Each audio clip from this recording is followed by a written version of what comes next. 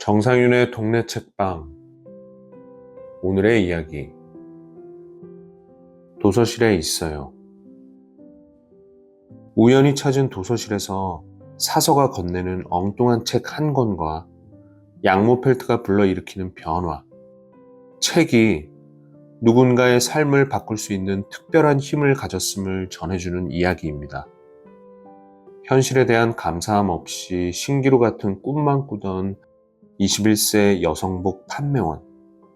경력 단절이 된 40세 전직 잡지 편집자, 좋아하는 그림으로 일을 찾게 되는 30대 백수 등 어느 시기에 나와 비슷한 고민을 하며 살고 있는 사람들의 이야기를 다양하게 그리고 있는데요.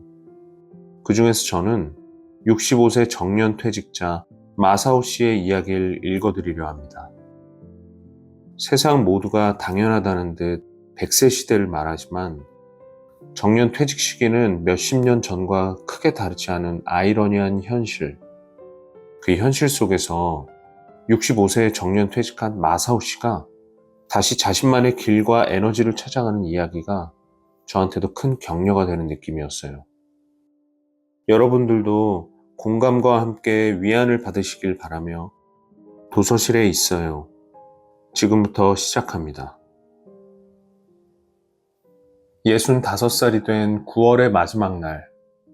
이날은 내 회사원 인생의 마지막 날이기도 했다. 딱히 큰 공을 세운 것은 아니나 그렇다고 해서 문제를 일으키는 일도 없이 성실함만을 인정받으며 직책을 맡고 정년을 맡기까지 42년. 여러 가지 일들이 있었지만 내 나름대로 잘해왔다고 생각한다. 매일 정해진 시간에 전철을 타고 정해진 사무실에 정해진 자리에 앉아 눈앞의 업무를 처리했다. 그런 나날이 오늘로 막을 내렸다. 그래서 나는 내일부터 뭘 하면 좋지?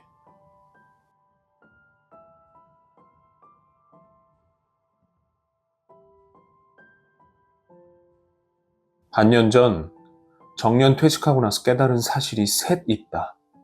하나는 65살이 생각했던 것보다는 훨씬 젊다는 사실이다. 여전히 중년이 이어지고 있는 듯한 기분이다. 또 하나는 나에겐 무서울이 많지 취미가 없다는 사실이다.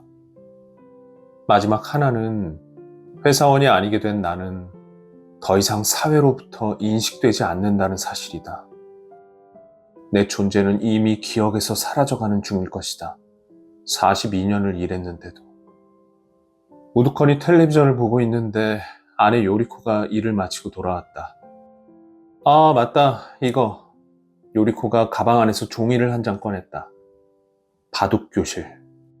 야키타 씨라고 우리 학생 중 한 분 이야기한 적 있죠? 바둑교실을 열고 있대요. 당신도 한번 해보면 어떨까 싶어서. 요리코는 컴퓨터 강사 일을 하고 있다. 40살까지 IT 기업에서 시스템 엔지니어로 일했고 그 후엔 프리랜서로 활동을 시작했다. 앞으로의 시대에 IT 기술을 지니고 있으면 여러모로 상당히 유리할 듯 싶다. 더욱이 요리코에겐 정년이라는 것이 없다. 오늘날도 자신있게 일하는 50대 여성의 찬란함이란 눈이 부실 정도다. 바둑이라. 바둑은 상상 이상으로 어려웠다. 수업 내내 야키타 선생의 구두로 진행되며 메모를 할 수가 없었으므로 당초에 머리에 들어오지 않았다. 다다미 방을 나오자 내 측에 있는 방 출입구 위에 도서실이라는 문패가 걸려 있었다. 아마 바둑책도 있을 것이다. 한번 보기나 해볼까? 실례지만 바둑책은 저쪽에 사서분이 계시니 상담해보시면 괜찮은 책을 찾아주실 거예요. 구태여 사서에게 물어볼 필요는 없다. 알아서 괜찮아 보이는 책을 골라봐야겠다. 그렇게 생각한 순간 사서 근처에 있는 상자가 눈에 들어왔다. 벌집을 형상화한 육각형 테두리 디자인, 허니돔이라는 쿠키의 상자였다. 내가 오랜 세월 일했던 구레미아도의 허니돔 상자. 불쑥 사서가 얼굴을 들었다. 뭘 찾으시죠? 나는 무엇을 찾고 있는 걸까? 앞으로의 인생의 모습을. 바둑책을 좀 오늘 처음 해봤는데 이게 상당히 어렵더군요. 사서의 이름표에는 고마치 사율이라고 쓰여 있었다. 바둑은 참 심오합니다. 한낱 땅 따먹기 게임이 아닌 죽느냐 사느냐를 고민하게 되죠. 이거 참. 그냥 아무래도 나하고는 안 맞을지도 모르겠군. 나는 머리를 극적이며 화제를 바꾸었다. 좋아하십니까? 나는 상자를 가리켰다. 구레미아도의 허니돈 말입니다. 실은 제가 작년까지 그 회사에서 일했습니다. 그러자 고마치 씨는 대뜸 가느다란 눈을 번쩍 뜨더니 훌륭한 과자를 만들어주셔서 감사합니다. 그게 제가 만든 건 아니라서. 맞다. 내가 만든 양과자도 아니다. 그런데도 지금껏 구레미아도의 사원이라는 이유만으로 제 것인 양 사람들에게 권하곤 했었다. 옛날도 그리고 지금도 칭찬을 받으면 역시나 뿌듯하다.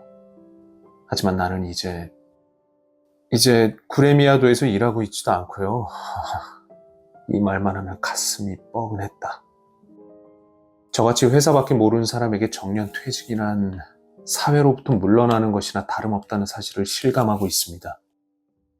막상 시간이 생기니 무얼 하면 좋을지 모르겠더군요. 나머지 인생이 의미 없게 느껴져서 말이죠.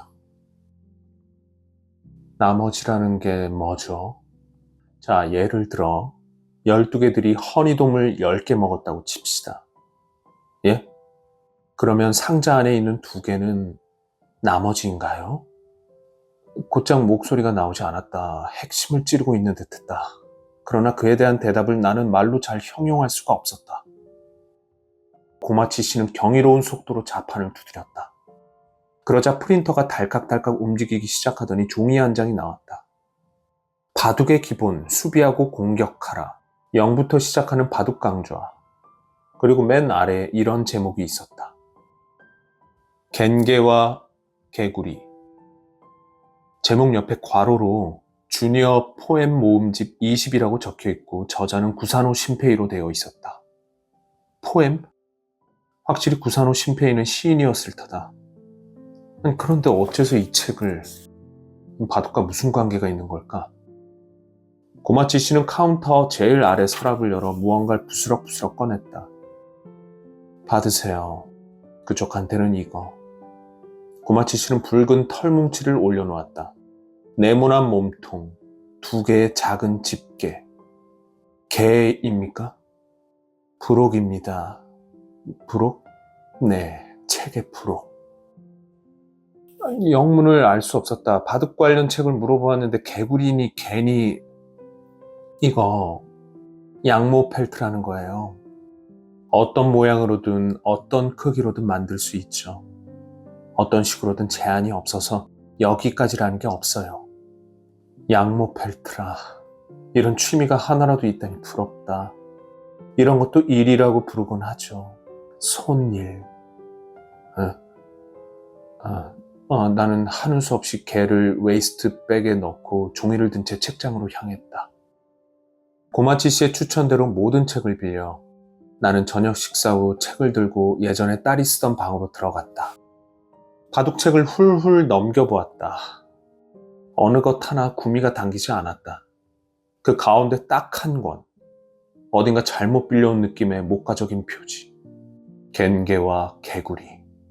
책을 펼쳐 책장을 넘기니 맨 앞에 시와의 만남이라는 제목의 서장이 있었다.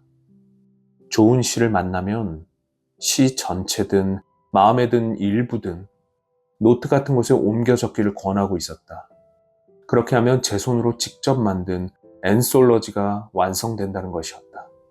시인의 마음, 시인의 삶을 접할 때 감동은 더욱 깊어집니다. 그것은 시인과 함께 감동하는 일, 시인과 함께 살아가는 일이라고도 할 수 있습니다. 이게 무슨 소리내 웃고 말았다.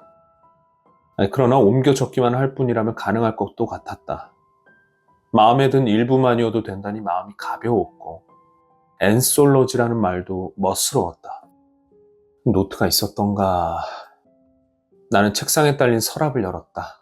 공책 한 권이 나왔다. 나는 3편 정도의 시를 읽었고 맨 처음 나온 봄의 노래를 옮겨 적어보았다. 앗, 눈부셔라.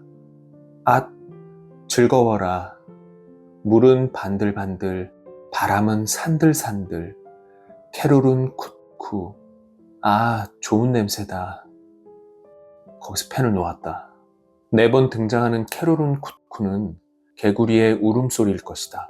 운율이 좋고 글자 수를 맞춘 점이 훌륭했다. 나는 잠시 시집을 탐독했다.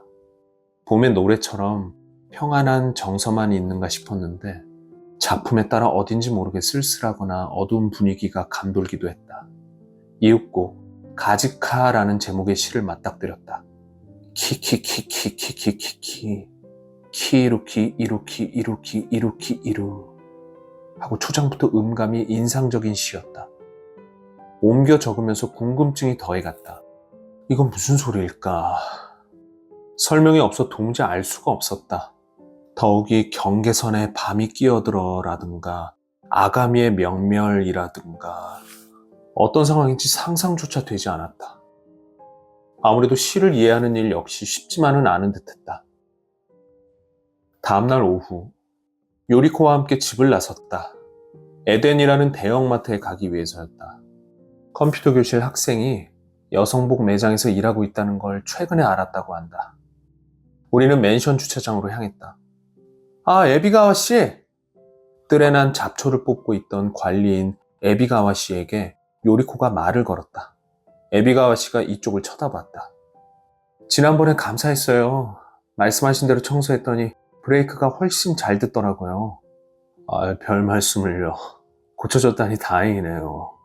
예전에 자전거점을 했던 적도 있어서요. 정문을 빠져나오자 요리코가 말했다. 에비가와 씨, 밖에서 우연히 마주치면 딴 사람 같아요. 딴 사람? 뭐랄까, 신선 같다고나 할까요? 속세를 벗어난 느낌이랄지. 유니폼을 입고 창고에 앉아있을 때는 평범한 관리인 아저씨이지만요. 에덴에 도착해 주차장에 차를 대자마자 요리코는 곧장 2층 여성복 매장으로 나를 데려갔다. 도모카짱! 곤노 선생님, 진짜로 와주셨네요. 어서 오세요. 진짜로 와버렸지. 이쪽은 우리 남편 마사오 씨. 처음 뵙겠습니다. 늘 곤노 선생님께 신세 많이 지고 있어요. 야키타 선생에 이어서 또다. 나는 이제 요리코를 통하지 않고서는 사회와의 접점을 가질 수 없게 되었다. 요리코는 옷을 고르기 시작했다. 아, 너무 좋네요. 부부끼리 쇼핑하시는 거요. 사이가 좋으신가 봐요. 글쎄요. 제가 집에 있게 돼서 집사람은 불편해하고 있을지도 모릅니다. 저는 집안일에도 영 소질이 없어서 말이죠. 요리 정도는 해볼까 싶은데 정말 하기가 어려워서. 주먹밥 같은 거 만들어 보시면 어때요? 주먹밥? 그런 걸로 될지요. 기뻐하실 것 같은데요. 남자가 만든 주먹밥은 밥이 잘 뭉쳐져 있어서 맛있거든요. 곤노 선생님, 남편분께서 주먹밥 만들어주시면 분명 가슴이 설레실걸요? 가슴이 설렌다고요? 원피스와 고양이가 프린트된 티셔츠를 산 뒤 요리코는 나를 식품 매장으로 끌고 갔다. 생선회라도 먹을까 싶어 생선 파는 곳으로 갔다. 그쪽에서 무언가 움직이는 듯한 느낌이 들어 쳐다보니 투명한 사각 플라스틱 용기에 비단개가 들어있었다. 고마치 씨에게서 개를 받았던 일을 떠올리며 나는 그 생물을 멀뚱멀뚱 바라보았다. 무심코 위쪽을 쳐다보았다가 나는 충격을 받았다. 눈에 띄는 빨강으로 큼지막이 비단계라고 적혀있고 그 아래 그보다 조금 작은 검정 글씨로 이렇게 적혀있는 것이었다. 튀김으로, 애완동물로,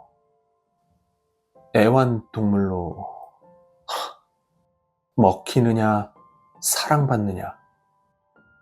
회사에 있어서 나는 어느 쪽이었을까? 상자 안에 있는 동안은 부장님 하며 치켜 세워지다 결국은 회사라는 조직에 잡아먹히고 끝나버린 것인가? 치에다! 요리코에게서 메시지가 왔다. 부탁했던 잽 도착했대요. 아무래도 창거리는 관두고 치혜한테 들렀다 갑시다. 홀쭉했던 마음이 조금 부풀어 올랐다. 나는 나가면서 비단계를 한 번 더 쳐다보고는 그들의 행복을 빌었다. 그 행복이 어떤 것인지는 몰라도. 외동딸인 치혜는 역 앞 서점에서 일하고 있다. 서점에 도착하니 치혜는 책장 앞에서 손님을 응대하고 있었다. 나와 요리코는 멀찌감치 떨어져 그 모습을 잠시 지켜보고 있었다. 집에선 볼 수 없는 표정이었다.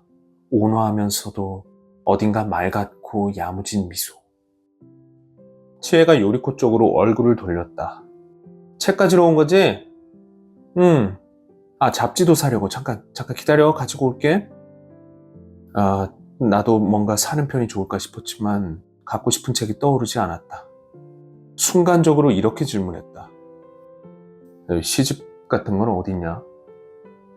치혜는 의외라는 듯 눈을 휘둥그레 떴다. 시집? 예를 들면 누구 거? 구산호 심페이라든지. 나도 좋아하는데. 초등학교 국어 교과서에 실려 있었거든. 캐롤은 굿쿠 하는 그거. 봄의 노래 말이지. 맞아. 아빠 잘하는데? 나는 몹시 흥이 오른 채로 치혜의 뒤를 따라 걸었다. 아동석 코너로 안내를 받아 지금 읽고 있는 겐게와 개구리를 찾아 집어들었다. 책장을 넘기곤 치혜에게 물었다. 이 가지카라는 게 뭔지 아냐? 아마 개구리일걸? 가지카가에루. 굉장하다. 대본의 수수께끼가 풀렸다. 이것도 개구리였군. 초등학교 때 선생님이 구산호 심페이의 다른 시도 읽자면서 몇 편인가 가르쳐줬거든. 그래서 알게 됐어. 책 제목에 있는 겐게는 연꽃을 뜻한데. 그런 거였군. 정말이지 이 사람 시는 군데군데 이해가 안 가서 말이야. 이해가 안 가더라도 시라는 건 까다롭게 생각 말고 분위기로 읽으면 되는 거야. 원하는 대로 상상하면서. 요리코가 두꺼운 여성 잡지를 가지고 돌아왔다. 나는 책을 책장에 돌려놓았다. 이거야 이거. 부록으로 주는 가방이 갖고 싶어서. 두꺼워 보였던 건 부록이 끼어있기 때문인가. 그러고 보면 고마치 씨에게서 받은 부록도 여기 넣어두었는데. 나는 웨이스트백을 열었다. 안에서 빨간 개가 얼굴을 드러냈다. 개다! 치혜가 발견하곤 큰 소리를 냈다. 무슨 이유에선지 볼에 홍조를 띠고 있다. 갖고 싶냐? 치혜는 고개를 끄덕였다.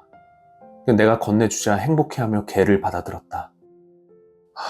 문득 마음이 누그러졌다. 이런 걸로 기뻐하다니. 아직도 어린애다. 결국 요리코와 둘이서 외식을 끝내고 집으로 돌아와 나는 또다시 방에서 겐게와 개구리를 펼쳤다.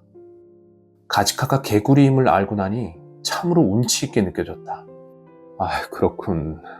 개구리가 울고 있는 거구나. 캐롤은 쿠쿠와 같은 봄의 기쁨으로 가득한 울음소리가 아닌 점이 심오했다.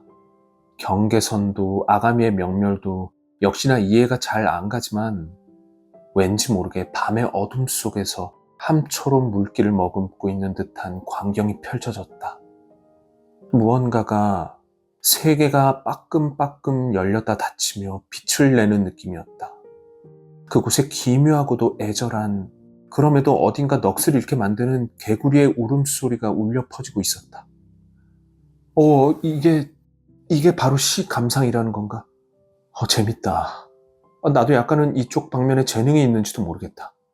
그 후 천천히 책장을 넘기며 읽어나가다 어느 한 작품에 시선을 멈추었다. 제목은 창문. 이 시집에서는 보기 드물게 긴 작품이었다. 파도는 밀려오고 파도는 밀려가고 파도는 허름한 돌담을 핥고 볕이 들지 않은 이 후미에 이후 이 작품은 파도는 밀려오고 파도는 밀려가고가 몇 번이고 반복된다. 과연 파도의 움직임이 느껴지는 시였다.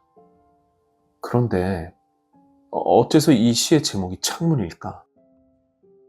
오로지 파도의 정경만이 담담히 묘사되어 있음에도 파도가 아닌 창문이라니. 나는 이 작품을 마지막 한 글자까지 공들여 읽었다. 그리고 3페이지에 걸친 이 시를 전부 노트에 옮겨 적고는 몇 번이고 반복해 눈으로 쫓았다.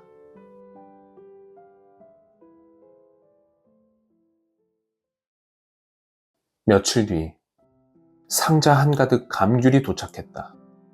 농장을 운영하는 요리코의 친척이 보낸 것이다.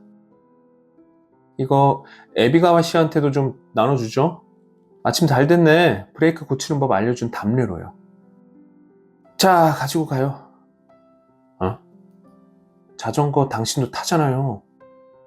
나는 감귤이 든 비닐봉지를 들고 관리인실로 향했다. 창문 너머에 에비가와 씨는 비스듬히 앉아 무언가를 우두커니 바라보고 있었다. 나는 유리 너머로 에비가와 씨 하고 말을 붙였다. 에비가와 씨는 일어서더니 구태여 관리인실 문을 열어 모습을 드러냈다. 나는 문간에서 비닐봉지를 내밀었다. 친척이 감귤을 많이 보내주세요. 조금 있으면 받으세요. 아이고, 이런 걸 다... 처음 들여다본 관리인실은 생각보다 넓게 느껴졌다. 바깥에서 보면 에비가와 씨가 앉아있는 공간 정도밖에 보이지 않는데 안쪽에는 작은 싱크대와 수납장까지 있었다.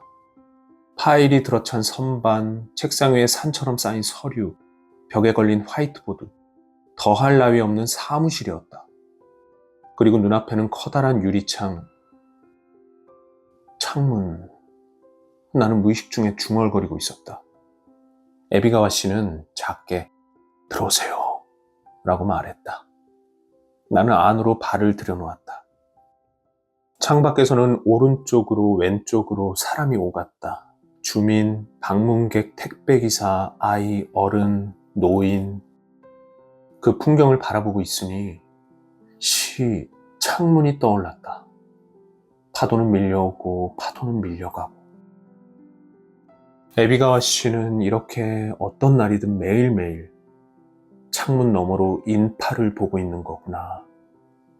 매일 반복되고 또 반복되는 사람들의 생활과 영위를. 여러 사람들이 지나가는군요. 네, 신기하게도 유리 한 장을 사이에 두었을 뿐인데 이쪽과 저쪽은 아예 딴 세상처럼 느껴져요. 수족관의 수조 안을 보고 있는 듯 물고기가 헤엄치고 있는 느낌입니다. 그런데 저쪽에서는 이 관리실이야말로 작은 수조처럼 보이겠죠. 등이 굽은 할머니가 정문 쪽으로 천천히 지나쳐갔다. 이쪽을 향해 꾸벅 인사를 했다. 인사하는 에비가와 씨를 보고 나도 덩달아 머리를 숙였다. 다행이네요. 오늘도 건강해 보이셔서. 저는 한때 안마사를 했던 적도 있어서 걷는 모습을 보면 어느 정도 몸 상태를 알 수 있어요. 에비가와 씨, 자전거 전만 하신 게 아니라 안마사도 하셨습니까? 여러 직업을 전전했거든요. 해보고 싶다는 생각이 들면 안 하고는 못 베기는 성미라. 그래도 그것들이 훗날 쓸모가 있지 않습니까? 대단하십니다. 그런데 뭔가를 시작할 때는 그것이 훗날 쓸모가 있을지 어떨지 생각해 본 적이 없어요. 그저 마음이 움직인다면 그것만으로도 도전할 이유가 충분하다고 보거든요. 마음이 움직인다. 내가 그런 기분을 느껴본 적이 있던가. 그는 어딘가 달관한 듯 보였고 요리코의 말대로 마치 신선 같았다. 굉장하시군요. 저는 지금껏 줄곧 같은 직장에서 주어진 일을 처리하기만 했을 뿐입니다. 회사를 그만두자마자 사회의 무용지물이 돼버렸습니다. 그러자 에비가와 씨는 부드럽게 웃었다. 사회란 게 뭘까요? 곤노 씨에게는 회사가 사회인가요? 가슴에 무언가 날아와 박힌 느낌에 나는 심장 언저리를 손으로 눌렀다. 에비가와 씨는 턱끝을 슬쩍 창문 쪽으로 돌렸다. 뭔가에 속해 있다는 건 참 애매합니다. 같은 곳에 있어도 이렇게 투명한 판 하나를 끼운 것만으로 저 너머의 일은 자신과 상관없게 느껴지죠. 이 칸막이를 치우면 곧바로 당사자가 되는데도요. 내가 보는 것이든 남에게 보이는 것이든 다 똑같은 건데도 말이에요. 저는 말이죠. 사람과 사람이 연관되어 있다면 그건 전부 사회라고 생각해요. 접점을 가짐으로써 생기는 무언가가 과거든 미래든요. 접점을 가짐으로써 생기는 무언가가 과거든 미래든. 신선이 하는 말은 어딘지 모르게 수준이 높아 내게는 잘 이해되지 않았다. 하지만 에비가와 씨 말처럼 나에게 있어 사회는 회사였는지도 모른다. 그리고 그것은 이제 창밖의 세상이라 생각하고 있었다. 유리 너머로 멍하니 바라볼 수밖에 없는, 눈에 보이지만 닿을 수 없는 세상. 이를테면 이 맨션에서 평소 창문 저편을 걸어 다니는 나는 지금 이쪽 편에서 에비가와 씨와 이야기를 나누고 있다. 에비가와 씨의 말대로 생각해보면 그와 접점을 가지고 있는 지금의 나에게 있어 이곳 역시 사회인 걸까? 파도는 밀려오고 파도는 밀려가고 파도는 허름한 돌담을 핥고 구산호 심페이는 어느 창문으로 바다를 바라보고 있었을까? 어째서 해변이 아닌 창문에서였을까? 그 이유는 바다의 아름다움과 무서움 모두를 알고 있었기 때문 아닐까? 그래서 구태여 유리를 사이에 두고 그 세상을 타자로서 방관해보고 싶었던 게 아닐까? 물론 이것은 한낱 상상에 지나지 않는다.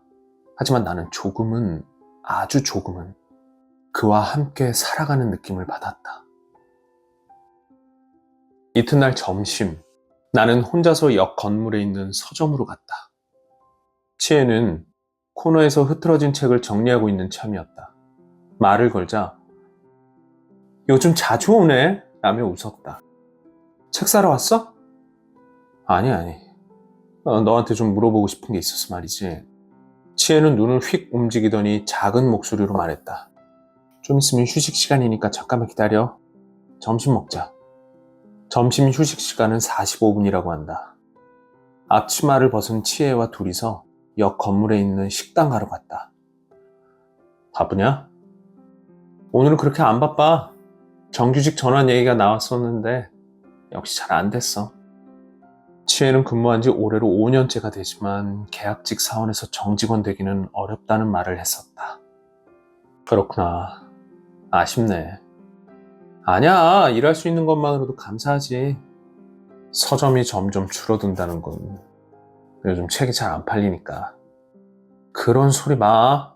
책을 필요로 하는 사람은 언제나 있어. 누군가에게 소중한 한 권이 될 책과의 만남이 책방에 있는 거거든. 나는 무슨 일이 있어도 이 세상에서 책방이 사라지게 놔두지 않을 거야. 마음이 움직인다는 게 이런 건지도 모르겠다. 책이 정말로 좋은 거구나. 그리고 서점 일이. 미안하다. 치에는 열심히 일하고 있는데 말이야. 아빠보다 훨씬 대단하지. 한 회사에서 쭉 끝까지 일해온 아빠야말로 대단해. 고생 많았어. 브레미아도의 허니돔 다들 좋아하잖아. 뭐 아빠가 만든 과자도 아닌데. 뭐라고? 그렇게 따지면 내가 파는 책 중 내가 쓴 책은 한 권도 없어. 그런데도 내 마음에 쏙 든 책이 팔리면 무지 기쁘다. 그래서 내가 미는 책 마음으로는 약간 내 책 같기도 해. 만드는 사람만 있으면 안 되잖아. 전달하고 건네주는 사람이 있어야지. 책 한 권이 만들어질 때부터 독자의 품으로 가기까지 그 과정에 얼마나 많은 사람이 연관돼 있다고 생각해? 나도 그 흐름의 일부라는 데에 자부심을 갖고 있어. 나는 치에를 바라보았다. 이렇게 똑바로 마주보고 일 얘기를 나눈 적은 없었다. 어느새 이렇게 어른이 돼서. 내가 만든 게 아닌 허니돔. 하지만 나 역시 치에처럼 훌륭한 과자라며 열의를 가지고 권해왔다. 누군가가 맛있어하며 웃음을 머금는 순간에 다다르기까지. 그 흐름의 일부가 되었던 적이 틀림없이 있었는지도 모른다. 그렇게 생각하니 나의 42년도 보상을 받는 기분이었다. 아, 맞다. 그러고 보니까 치에는 토트백에 손을 대 안에서 책을 꺼냈다. 겐게와 개구리다. 아빠가 구산호 심패를 읽고 있다길래 왠지 기뻐서 사버렸어. 이 창문이라는 시가 좋더라고. 나머지 시들과는 살짝 이질적인 느낌이 들어. 부녀가 같은 시를 좋아한다는 게 흐뭇해. 나는 물었다. 이거 왜 제목이 창문인지 궁금하지 않았냐? 내 상상이긴 한데 민박집에 묵는 중에 창문을 열었다가 바다다! 하고 감동한 거 아닐까? 여태껏 방안만 보고 있었는데 바깥에 이런 세상이 펼쳐져 있었음을 깨닫고서 창가에서 바닷바람을 맞으며 웅장한 바다의 인생을 겹쳐보았던 거지. 놀라웠다. 같은 문장인데도 치에는 나와 전혀 다른 풍경을 보고 있었다. 치에와 함께 살아가는 구사노 신페이는 더없이 밝고 긍정적이다. 시라는 게 참 좋은 거구나. 나는 진심으로 그렇게 생각했다. 진실은 구사노 신페이밖에 모른다. 그러나 읽은 사람마다 해석이 각기 다르다는 점이 좋다. 나한테 있어선 독자로서 책을 사는 것 또한 흐름의 일부야. 출판계를 돌아가게 하는 건 책과 관련된 일을 하는 사람만이 아니고 누가 뭐래도 첫째는 독자인걸. 만드는 사람과 파는 사람과 읽는 사람. 책은 이 모두의 것이잖아. 사회란 게 이런 거구나 싶어. 사회. 세상을 돌아가게 하는 건 일을 하는 사람만이 아니고. 치에는 책을 가방에 넣었다. 그 순간 가방에 달려있는 개가 보였다. 나도 모르게 그거 하고 가리키자 치에는 천진난만한 표정을 지어 보였다. 초등학교 때 아빠랑 같이 개걸음 달리기 한 적 있잖아. 개걸음 달리기? 기억 안 나? 3학년 때 말이야. 운동해서 엄마 아빠랑 같이 하는 경기. 등을 맞대고 개걸음으로 달리는 거. 결과는 꼴찌였지만. 그랬었지. 그때 아빠가 말했었거든. 개걸음을 걸으니 재밌네. 풍경이 옆으로 지나가잖아. 평소보다 세상이 넓어 보여 라고. 옆으로 걸으면 와이드 뷰가 되니까. 그런 말을 했던가 멍하니 생각했다. 아마도 치에의 기억이 맞을 것이다. 나 성인이 되고부터 아빠의 그 말이 가끔씩 생각나더라고. 앞만 보고 있으면 시야가 좁아지잖아. 그래서 일이 잘 안 풀려 고민될 때면 문득 관점을 넓혀보자. 어깨에 힘을 빼고 개걸음을 걸어보자 하고 생각해. 그렇게 생각해주고 있었구나. 나는 가슴이 벅차올라 울고 싶은 것을 애써 참았다. 사람과 사람이 연관되어 있다면 그건 전부 사회라고 생각해요.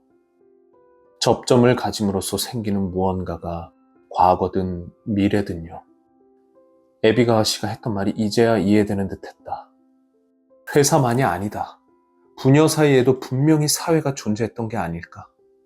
어릴 적 내가 무심코 내뱉은 말을 소중히 받아들여 자기 것으로 삼아준 치에 성장한 그 모습에 크나큰 감동을 받은 나. 치에의 가방에서 살아 움직일 것만 같은 개가 나를 보고 있었다. 나는 지금껏 줄곧 앞으로 걸어왔다. 인생은 세로로 뻗어 있는 것이라 생각했었다. 하지만 지금 옆으로 걷는 풍경에는 무엇이 보이려나. 곁에 있어주는 딸이, 아내가 나날의 생활이 어떻게 비치려나. 며칠 뒤 도서실에 책을 반납하러 갔다. 나를 발견한 고마치 씨의 시선 끝이 내가 들고 있는 종이 봉투에 구레미아도 로고에 집중되었다. 선물입니다. 받으세요. 나는 종이 봉투에서 상자를 꺼냈다. 12개들이 허니돔이다. 고마치 씨는 두 손을 볼에 가져다 대곤 좋아라 하고 숨을 내뱉었다. 고마치 씨가 그러셨죠. 12개들이 허니돔을 10개 먹으면 상자 안에 있는 2개는 나머지인 거냐고요. 제가 그 대답을 알아낸 것 같습니다. 상자 안에 있는 2개는 맨 먼저 먹은 허니돔과 별반 다르지 않습니다. 모든 허니돔이 하나같이 훌륭하죠. 내가 태어난 날과 이곳에 서 있는 오늘, 그리고 앞으로 다가올 수많은 내일, 모든 날이 하나같이 소중하다. 한 가지 물어보고 싶은 게 있습니다. 그 부록 말입니다만 어떻게 고르시는 겁니까? 책 선정에 있어서는 고마치 씨의 오랜 경력과 직감으로 알 수 있었을 것이다.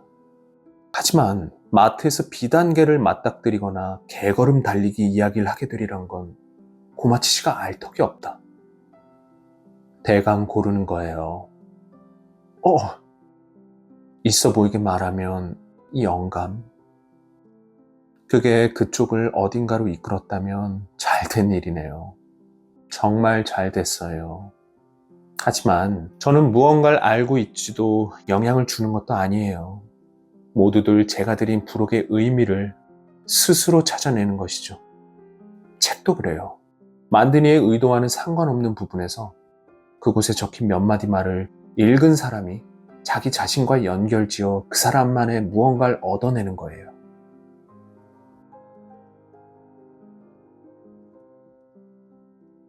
벚나무가 우거진 공원을 요리코와 걸었다. 배낭에는 주먹밥이 들어있다. 깜짝 선물이다. 요리코가 외출한 사이 몇 번인가 몰래 연습했다. 요리코가 어떤 속재료를 좋아하는지는 치에에게 물어 조사를 마친 상태였다. 노자와나, 뜻밖이었다. 물어보길 잘했다는 생각이 들었다. 여태껏 그런 사실조차 모르고 있었다. 요리코는 내가 뭘 좋아하는지 빠삭하게 꿰고 있는데도. 벤치에 앉아 랩에 싼 주먹밥을 꺼내자 요리코는 엥? 하고 큰 소리를 냈다. 그리고 잠시 주먹밥과 내 얼굴을 번갈아 쳐다보더니 한 입 베어 물고는 노자와나 하며 눈을 휘둥그레 떴다. 설레하는지 어떤 건지 모르겠다. 그래도 기뻐하는 요리코의 모습을 보니 나 역시 기뻤다. 당신 내가 정리해고 당했을 때 나가노로 드라이브 시켜줬었잖아요. 요리코가 40살일 때 일하던 회사의 경영부진으로 가장 먼저 정리해고를 통보받았다. 부양해줄 남편이 있으니 괜찮겠지 하는 분위기가 감돌았다고 한다. 내 일하는 능력이랑은 아무 상관없는데 너무 분해 라며 울고 있는 요리코에게 말주변이 없는 나는 무슨 말을 건네야 할지 몰라 그냥 드라이브를 가자고 했던 것이다. 요리코는 손에 든 주먹밥을 보며 말을 이었다. 그때 조수석에서 당신 옆모습을 보면서 생각했어요. 딱히 아무것도 잃은 게 없지 않나 하고요. 나는 그전과 무엇 하나 달라지지 않았거든요. 단지 지금껏 다니던 회사를 떠났을 뿐. 정말로 그뿐이었던 거예요. 일로서 얻어지는 기쁨도 소중한 사람과 함께하는 행복도 내가 어떻게 하느냐에 따라 앞으로도 꼭 움켜질 수 있지 않을까 싶었죠. 그래서 이제부터 프리랜서로 일해야겠다고 생각한 거예요. 요리코는 내 쪽으로 얼굴을 돌리고 생긋 웃었다. 그때 나가노에서 먹은 노자와나가 너무 맛있어서 안 잊히더라고요. 그 이후로 좋아졌어요. 나도 미소 지었다. 노자와나에 관해선 치에에게 묻는 약간의 꾀를 쓰긴 했지만 그 정도는 용서해주겠지. 나야말로 잊지 못할 것이다. 둘이 나란히 앉아 주먹밥을 먹은 오늘의 일을. 눈에 비치는 나날을 알차게 만끽하고자 한다. 와이드 뷰로. 주먹밥을 다 먹고 초여름의 녹음 속을 걸었다. 새가 지저귀고 있다. 바람이 불고 있다. 옆에서 요리코가 웃고 있다. 나는 나로부터 물러나지 않을 것이다. 앞으로 좋아하는 것들을 소중히 모아나갈 것이다. 나만의 앤솔로지를. 나는 떠오르는 대로 흘러나오는 말을 내뱉었다. 마사오가 간다. 마사오가 간다. 옆엔 요리코가 있다. 뭐야 그게? 마사오의 노래. 요리코는 나쁘지 않은 센스네요 라며 고개를 끄덕였다.